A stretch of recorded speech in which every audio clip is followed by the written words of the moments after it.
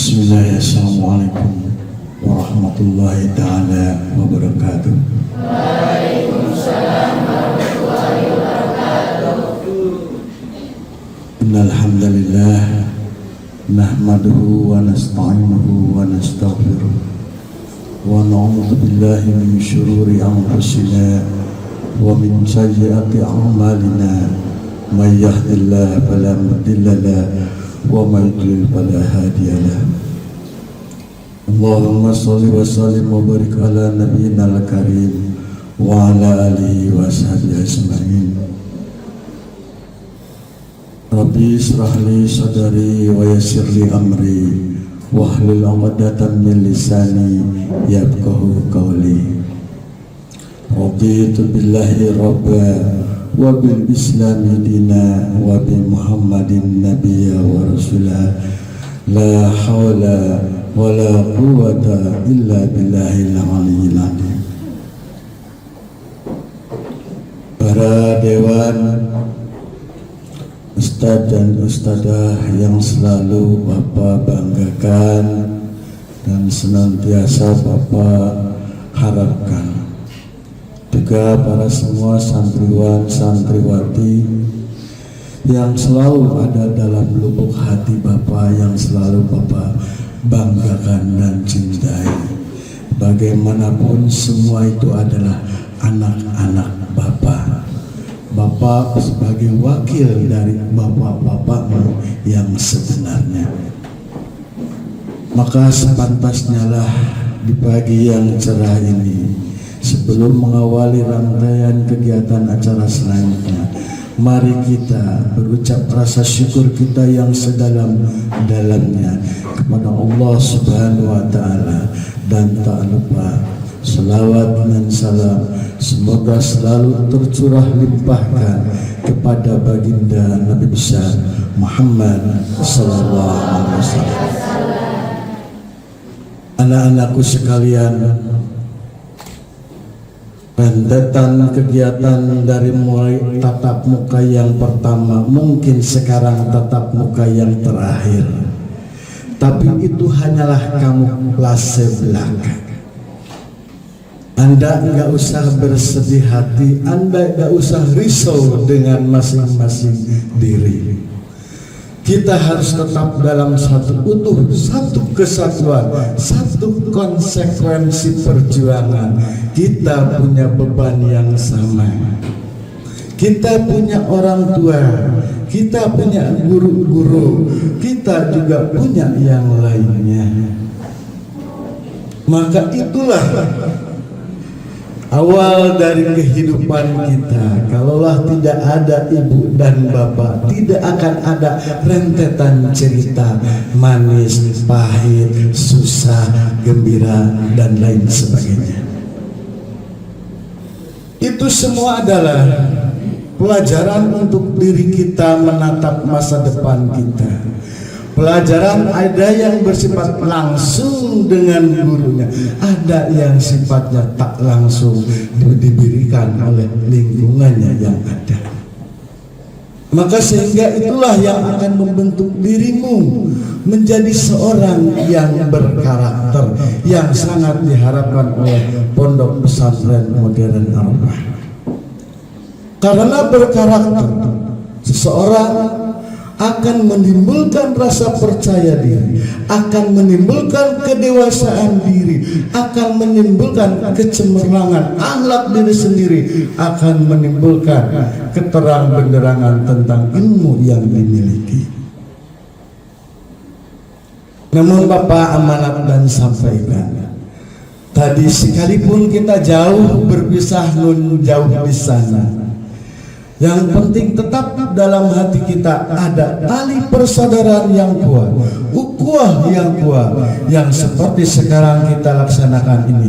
Dan mudah-mudahan nanti kelak di yaumil akhir kita sama-sama dalam satu wadah surganya Allah. Amin ya Allah ya Rabbal Alamin.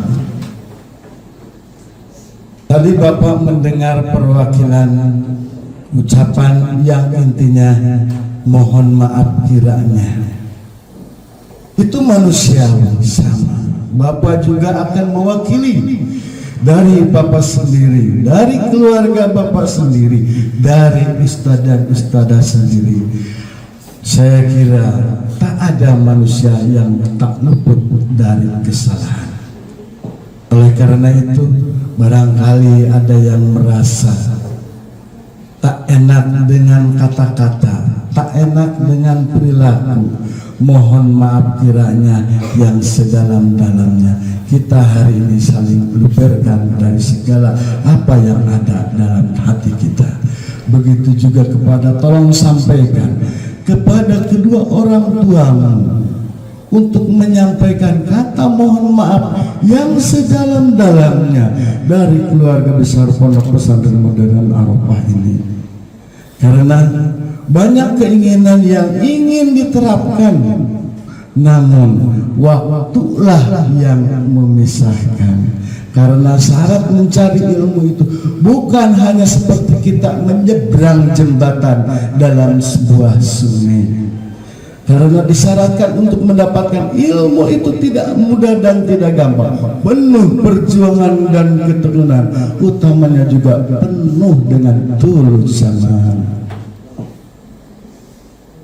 Kalaulah pendidikan itu harus digapai dengan singkat, tidak mungkin ada yang namanya pendidikan TK, tidak mungkin adanya yang namanya pendidikan SD, tidak mungkin SMP, SMA, SMK, aliyah, perguruan tinggi juga ditingkatkan S1, S2, S3 sampai profesor.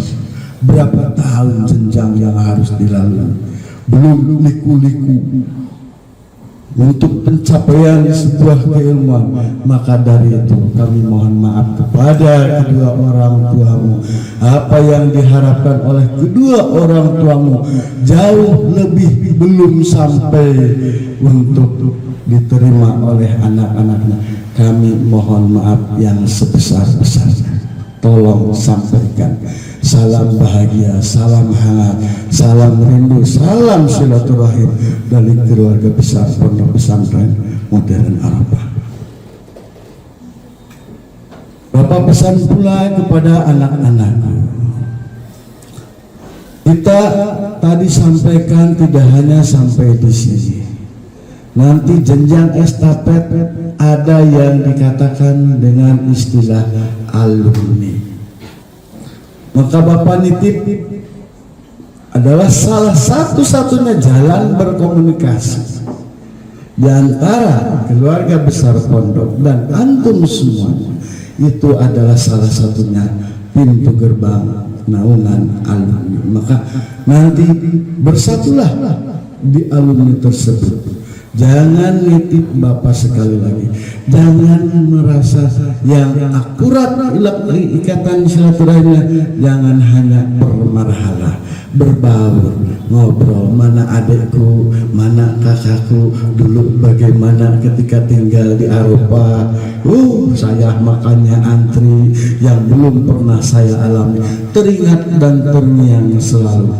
Saya yakin walaupun dalam satu waktu, walaupun dalam satu tempat, masing-masing alumni ini akan membawa beribu-ribu cerita pengalamannya masing-masing.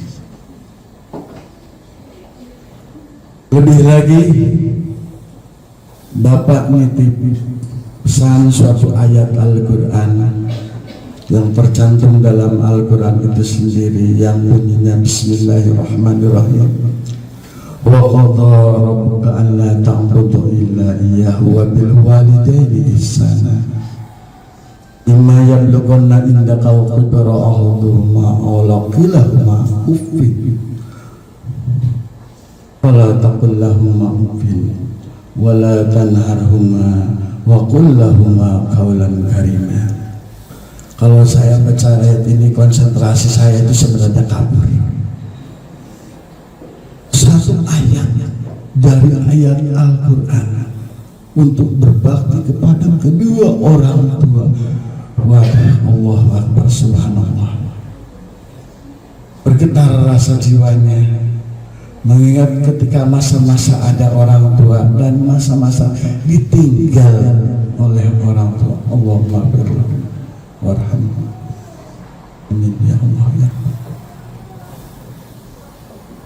Ini pesan yang sangat dalam ayat ini, mendidik kita bagaimana menghargai, menghormati kepada kedua orang tua kita. Jangan berbangga hati kau sukses dalam pendidikanmu. Jangan kau berbangga hati sukses dalam dunia usahamu. Jangan kau sukses bahagia dengan sukses kehidupanmu. Bapak nitip, orang sukses adalah orang yang bisa membahagiakan kedua orang tuanya dengan cara dan lain bagaimanapun. Karena kesuksesanmu, sekalipun kamu nanti menjadi seorang profesor, seorang dokter, seorang ulama besar, tidak menutup kemungkinan.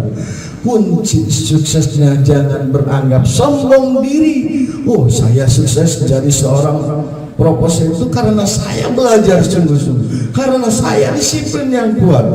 Nah, saya menjadi seorang konglomerat karena perjuangan saya dalam mencari upah, mencari ekonomi. Jangan bersombong diri. Ingat, kesuksesan semuanya itu ada dalam doa ibu bapak. Jadi jangan kau abaikan kesempatan baik dengan kedua orang tuamu ketika lagi berhadapan. Berkomunikasilah bagaimana, pintalah doa lebih utamanya. Untuk itu sekali lagi ini yang perlu dijaga dalam kehidupan. Satu, dalam diri. Harus apa yang Bapak sampaikan saat ini insya Allah benar dari Allah Subhanahu wa Ta'ala, salah dan hilafnya dari kebodohan Bapak sendiri. Tapi yakin antum semua sudah bisa merasakan mana yang baik, mana yang benar, bisa menilai mana yang salah, mana yang benar. Pertama, dalam kehidupan dimanapun Anda berada anak-anakku, wabil khusus yang mau keluar, satu, jaga yang namanya iman. Kedua, Islam. Ketiga, ihsan. Iman dan Islam itu masih bisa dibuktikan. Islam. Coba tunjukkan kamu Islam. Nih KTP saya. Islam. Iman. Bukti. Saya mengimani apa yang wajib diimani, saya mengingkari apa yang wajib diingkari, kata Allah. Ada dalam lubuk hati. Singkatnya seperti itu. Dan ihsan inilah yang mewakili karakter dari semua kata iman dan Islam, tergantung kata ihsan yang kamu realisasikan dalam sinyalemen kehidupan. Ihsan ini di dalamnya itu ada akhlak, ada ilmu, ada akal, ada nafsu. Ingat baik-baik. Akhlak jelas.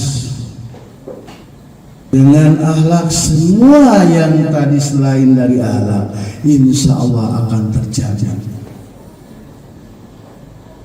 Ilmu sekalipun luas dan tinggi serta dalam ilmunya, kalau tidak ditempel, diinggapi dengan akhlak yang ada pada dirinya, tidak akan bermanfaat.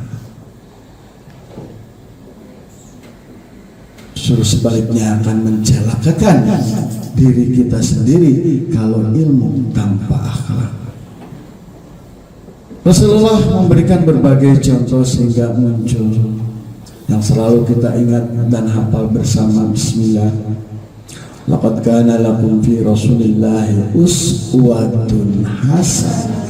Pegang dalam-dalam, ingat dalam-dalam, terus bawa kemanapun Anda pergi. Laqad kana lakum fi Rasulillahi uswatun hasanah. Itu adalah pagar diri yang abadi yang bisa menyelamatkanmu. Paling tidak menyelamatkan dari apa? Keadaan masa-masa duniawinya. Yang selain ilmu, akal tanpa akhlak brutal adanya. Apalagi manusia nanti kalau akhlaknya hilang, imannya hilang, udah lagi umpamanya label Islamnya leleh, maka ujung ayatnya itu ada dicap balhum adol. Paham sampai sini? Nah, terus nafsu jelas. Nah, urusan nafsu saya yakin ustaz dan ustazah udah menjelaskan pembagian tentang nafsu. Ada yang disebut nafsu lawamah, dan lain sebagainya, ya kan? Itu pelajaran masalah. Bapak ingin mengimplementasikan dari keempat poin ini sebagai bekal untuk yang pertama akhlak, yang kedua ilmu, yang ketiga akal, yang keempat nafsu. Ini adalah filtermu untuk mencapai, menggapai, melaksanakan masa hidupmu. Apa? Kenapa Bapak bilang demikian? Karena hidupmu akan lebih mengalami berbagai persoalan kehidupan. Miskin sama akan mengalami ujian hidup, cobaan hidup. Kaya juga sama. Orang hidup pasti akan bertemu dengan permasalahan. Inti poinnya itu. Nah, Bapak kasih kuncinya ini. Ini kuncinya. Kalau baca kitabnya banyak yang numpuk, kita juga nggak baca semuanya. Hasil karangan para ulama. Allahu Akbar. Nah, disimpulkan, kita hidup pasti mengalami permasalahan. Permasalahan harus ada jawaban seorang mukmin mukminat, muslimin muslimat. Ini adalah jawabannya. Kamu menemukan masalah, gali dengan ilmumu secara agama. Kamu menemukan masalah, pikirkan dengan akalmu, akal agama.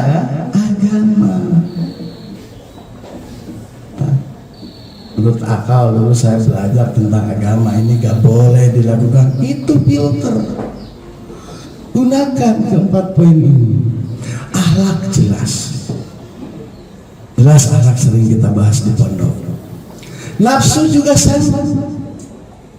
Semua orang Allah berikan nafsu, maka nafsu terbagi. Gunakan nafsu baikmu untuk menjawab segala permasalahan hidupmu. Kalau menemukan permasalahan, jangan kau ambil sikap dengan nafsu yang panas. Karena dalam Al-Quran diterangkan, apabila seseorang mendapatkan berbagai permasalahan, maka berpandai-pandailah mengambil hikmah dari permasalahan yang ada. Insya Allah akan tenang akal, akan tenang pikiran, akan tenang hati, akan nyenyak tidur. Ya, baru dengar ya seperti ini. Ini penting. Ini adalah keempat poin ini sebagai filter dalam untuk menggapai keselamatan dunia dan akhirat. Akhlak kita kepada diri kita, akhlak kita kepada kawan kita, utamanya akhlak kita kepada kedua orang tua, kepada guru-guru kita, jangan kau abaikan. Karena itu semua pintu kesukses, utamanya doa kedua orang tua.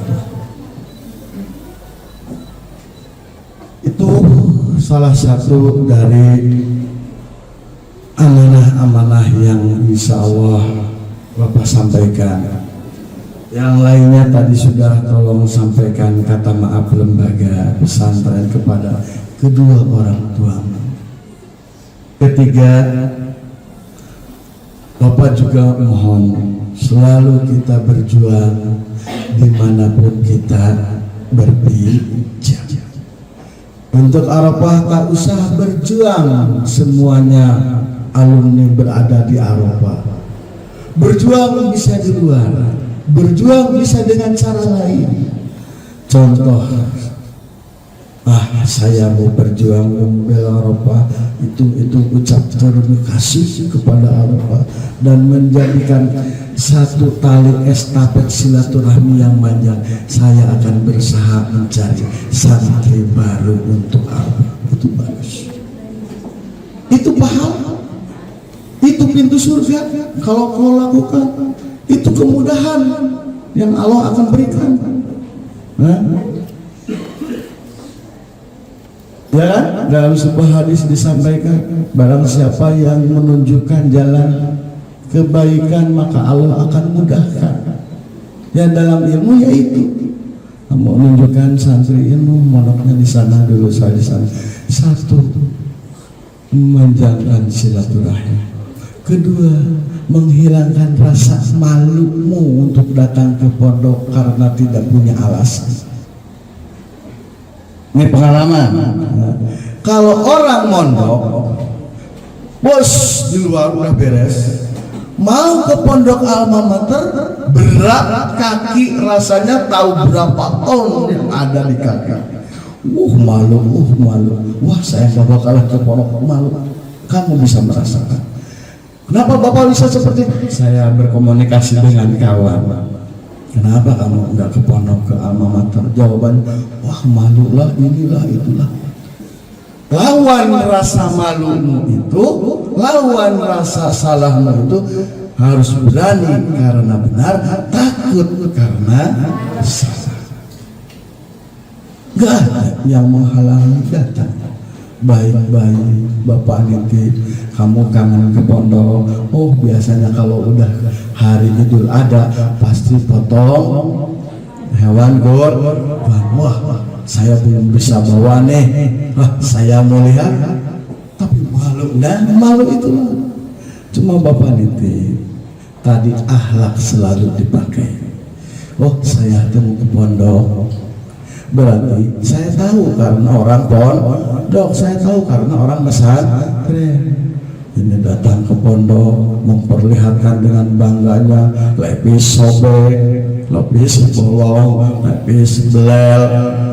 Kasihan, rasa bangga dirinya muncul. Padahal orang yang menilai belum tentu. Kasihan itu anak. Apa nggak diperhatiin sama orang tuanya sampai-sampai ya celana bolong pun dipakai, ya enggak? Makanya hati-hati ya. Semua nanti kamu hidup di luar sana ada berapa ribu penafsiran penilaian yang ada pada dirimu. Hanya Bapak nitip, jangan gampang terpengaruh, terprovokasi. Gunakan ilmu yang sudah kamu miliki, gunakan dan pakailah akhlak yang Bapak dan Ustaz sudah berikan contohnya. Itu terus gunakan.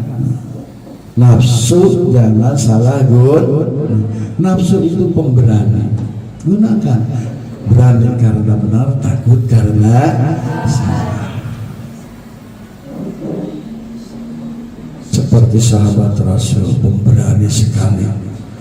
Wah, dia manfaatkan keberaniannya untuk membela perjuangan Rasul sehingga dia komando di barisan yang terdepan melawan kaum musuhnya Rasulullah. Dalam artinya melawan tentang hukum-hukum yang sudah Allah perintahkan kepada baginda Rasulullah. Lihat Rasulullah itu kalau lihat sejarah, ternyata Rasulullah itu penyayang, penyantun, iya kan? Tapi ketika menghadapi yang gak beres, paling berani, paling berdepan. Kita juga sama, ya insya Allah. Entah sekarang, entah sekian tahun ke depan, apa yang Bapak sampaikan, bila di dalam hatimu langsung kamu tanam dan ingat, insya Allah akan terasa dan mudah-mudahan menjadi pengikat kebenaran. selalu berada dalam jalan Allah bisa diterima.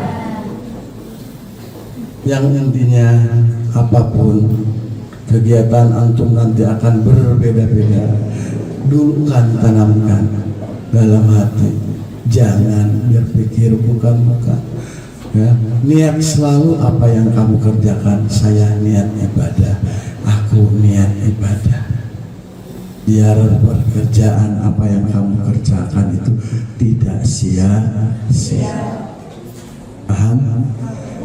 Saya kira demikian panjang lebarnya. Insya Allah kita ketemu lagi di lain waktu dan kesempatan, ya. Sekalipun berat hati yang ingin Bapak sampaikan tadi, berpisah dengan anak yang tahu datangnya ke pondok seperti ini.